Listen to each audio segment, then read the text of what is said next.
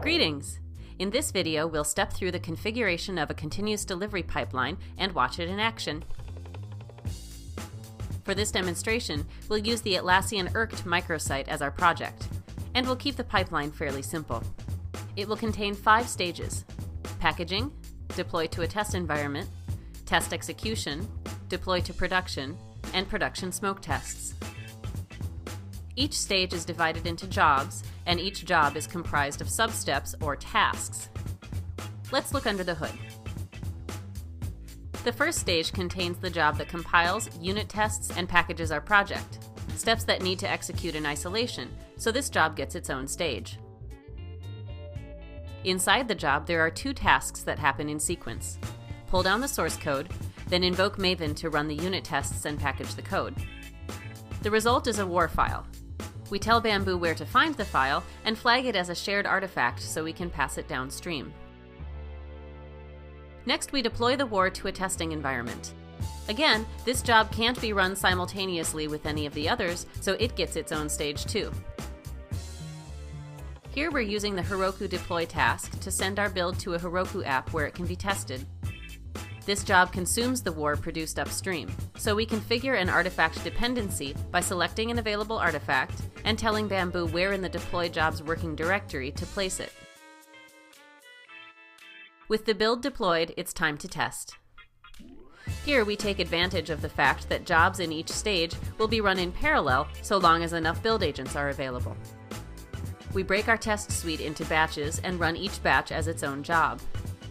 There are dozens of ways to do this. Here we use TestNG's Groups feature to split our suite into integration-level user account and issue creation tests, as well as a third group containing all the UI-level tests. All jobs in a stage must complete successfully before Bamboo will move on to the next stage. And our next stage is the production deploy. It is essentially a clone of the earlier deploy with one exception. We don't want to release each and every successful build, so we add a checkpoint here to make this a manually triggered or controlled stage. This means that each time the plan runs, the build will pause here, even if all previous stages were successful, and wait for a human to resume its progress. Following the production deploy, we return to automatic execution and run some smoke tests. This is configured in the same way as before, just with different test groups and only 2 parallel running jobs. Now that our pipeline is in place, let's make a code change and see it in action. I'll update a failing test to get it passing again, commit the change, and push it to my repo. In a few moments, Bamboo has detected the change and brings our pipeline to life. Notice that we have 3 build agents available, but because of stages, the jobs at the top of the pipeline are still being run sequentially. Once the testing stage begins, we see all 3 agents go to work. Sure enough, even though all the tests passed, Bamboo has stopped the build instead of proceeding to the production deploy.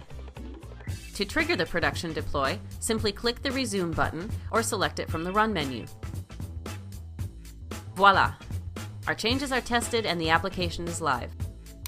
All that hard work deserves a beer, don't you think? Thanks for watching. Now don't just sit there, build something!